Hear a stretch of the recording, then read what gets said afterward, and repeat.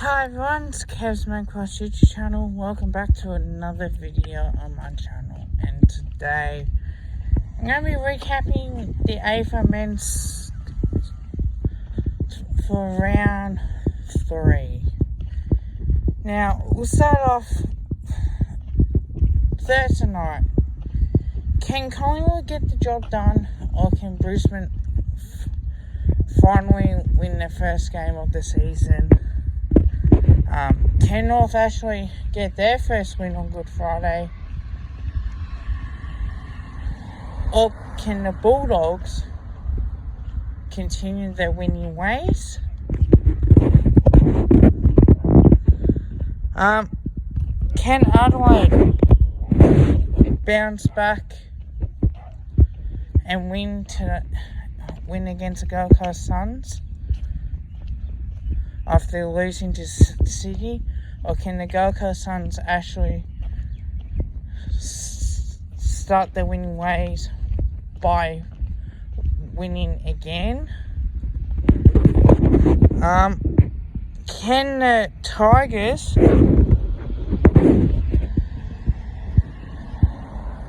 continue their winning ways at the MCG? Or can the Swans surprise a few and beat the Tigers? Can Essendon win their first game of the season and show that they aren't a team not to be taken serious? Or can the Saints bounce back after a disappointing loss against Melbourne? Can West Coast bounce back after losing to the Bulldogs in round 2? Or can Port continue on their winning ways? Can Carlton bounce back after being 0-2? Or can Fremantle's kids show something for them?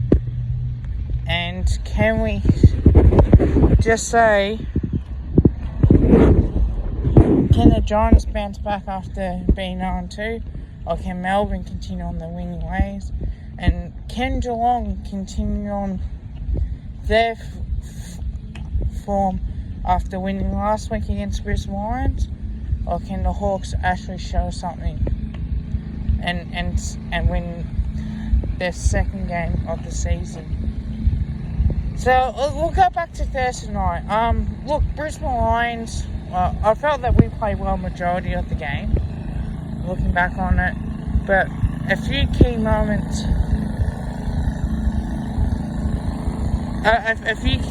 for me: Daniel Rich's goal, Charlie Cameron goal, and Joe Danaher marking goal, kicking 3 and actually getting the job done for the Brisbane Lions. Now, I was disappointed as shit with that. That's just coming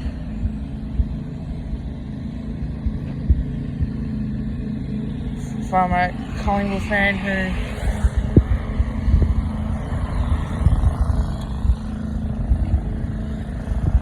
who's passionate about, this is coming from a Collingwood supporter who's passionate about his team.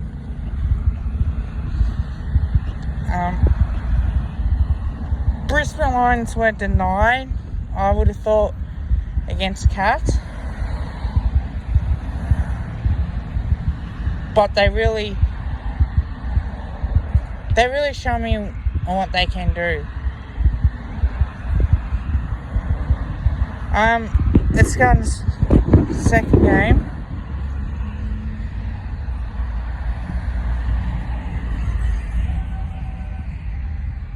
Bulldogs first. Now, the Western Bulldogs had a really good win. Josh Bruce stepping up with 10 goals for the Bulldogs. North Melbourne were disappointed, and realistically, James Stevenson kicked 2. Probably didn't have a good game. Adam Shaw, kicked 2, but he had over 28 possessions. was a really, really good win by the Western Bulldogs to actually tell that they want to start really well and they want to play, big top four. And for me, I think that's really important. So if they can continue to step up, and they'll have a few downs, we will see what they are capable of doing. Adelaide and Gold Coast Saints, and that's a game that you probably wouldn't expect to be a close game like that.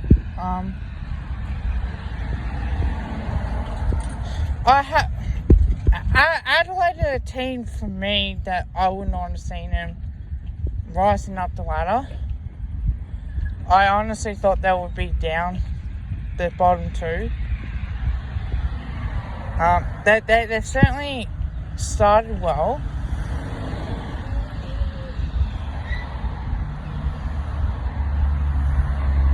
I think the Gold Coast Suns maybe started well and then Adelaide came back, or Adelaide may have started well and then vice versa.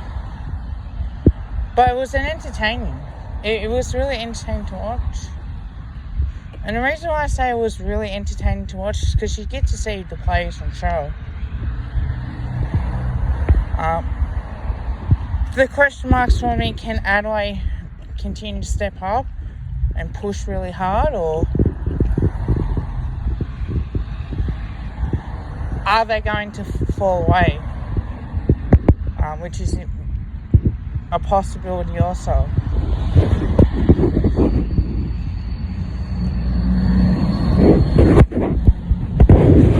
Now, Richmond suffered their first loss of the season.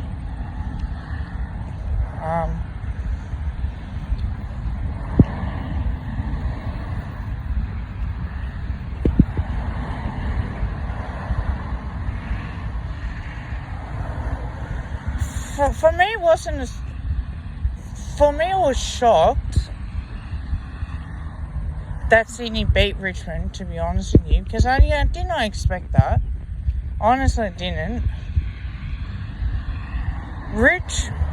Richmond are a type of team that would play 4 quarters of good footy and they'll play their way and they find ways to win. Now, they had a setback, but I don't think as bad as what, it might be. If they do lose a couple in a row, and they have if they have a real bad patch of form within that 6 weeks period, I think the question marks will have to be asked whether or not Damien Hardwick is the right man for the job. Are the players distracted? Is Damien Hardwick distracted with his relationship with his new staffer? That sort of stuff can happen as well. So it can affect the playing group.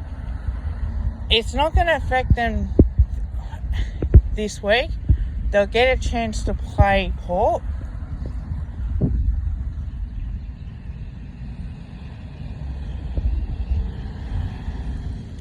They do have a good record, I would say, against Port Adelaide. Like, they can play well at the Adelaide Oval.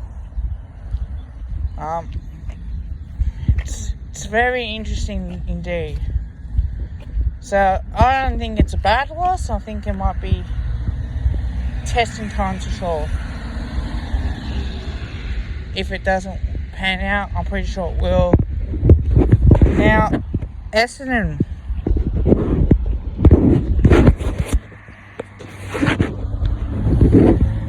That is a shock to see Essendon win. Now, they play poorly. I expect St Kilda to bounce back. Pick St Kilda.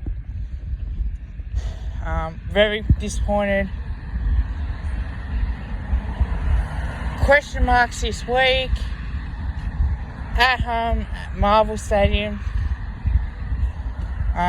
This is against West Coast Eagles. This is a very interesting game. And honestly, if St Kilda drop away, they may not play finals this year. I didn't have them playing finals.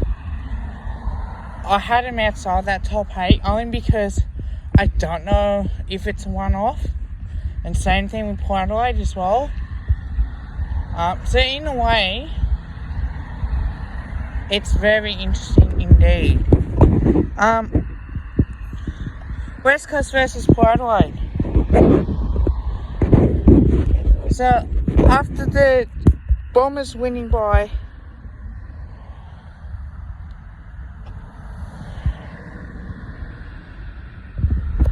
75 points, Adelaide by 10, North by Bulldogs by 126 points, Sydney by 45, West Coast and Port Adelaide. Now West Coast won by 37 points.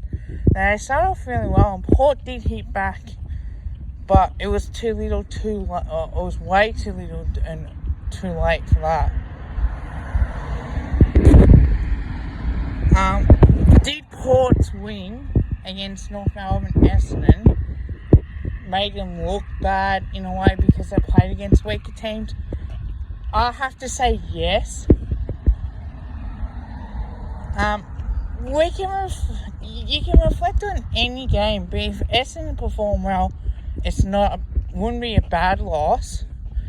But to be honest, West Coast did have a couple good games. Like they had a tight game against the Suns.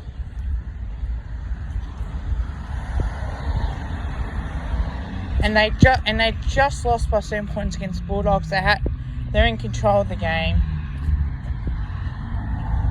So I think in that aspect, West Coast got the job done. I did pick West Coast. I could not pick Port. Basically on the teams they played. They played against Essendon, who were poor. Yeah, they beat St Kilda. That was a shock. But North Melbourne are a weaker team, and to be honest with you, they're not a premiership contender. They're bottom of the 18. Carlton won by 45 points against the Dockers. Now, Carlton were under pressure. 0-2. Yes, Fremantle depleted with the injuries, but they would have been, certainly in my opinion, think that they are a top 10. You know, outside that top 8, pushing to get into the top 8. That's one thing for sure, I do know. So I think it's going to be interesting, and I think it's going to be a tight game.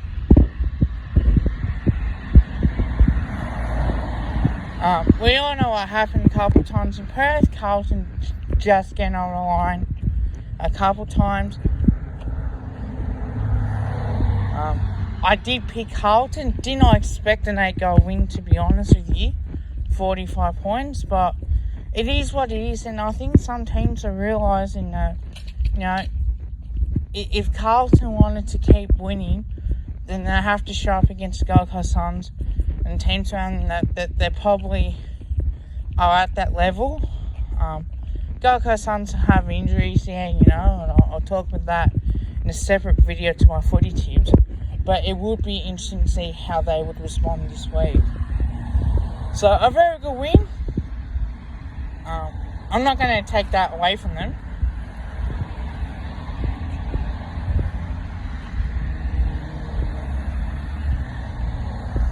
But I do like it when we see Carlton fans up and about getting a win that they desperately did need.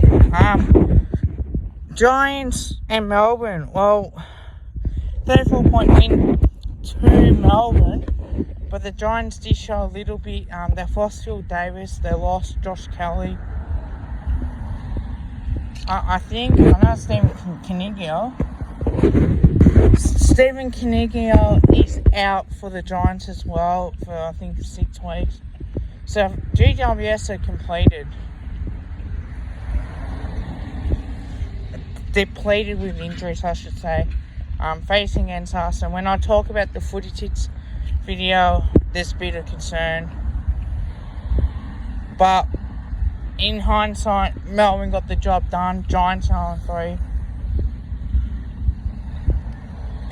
And when you're 0-3, you can't make finals. I didn't see the Giants playing finals this year. I really didn't. I sort of knew that this was going to happen. But if they were to lose a couple more games, unfortunately pressure builds. Now, Monday's game.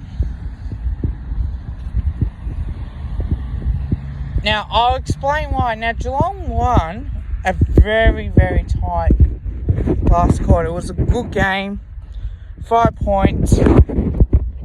But let's be honest, the Cats were 30 points in front and kept Hawthorn fought back, and unfortunately the Cats just did enough to get the job done. Cam Guthrie had 43 possessions.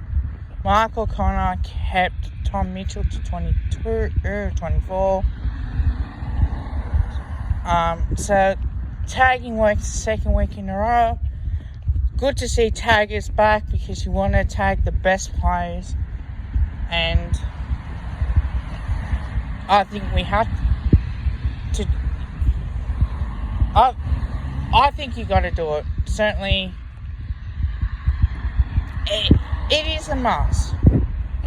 So I hope you guys do like the video. Look, now that's my recap for round 3. Round 4 is around the corner.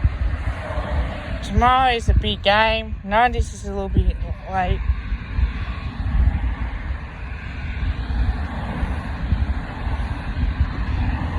But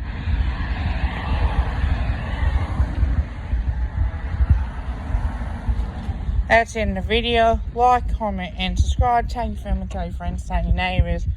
Go to the Pies, and I'll do my 40 tips video for round 4. Hopefully, we see something this week. Now, when I do my round 4 tips, it will be interesting for sure. Till next time, I'm out. Go the Pies.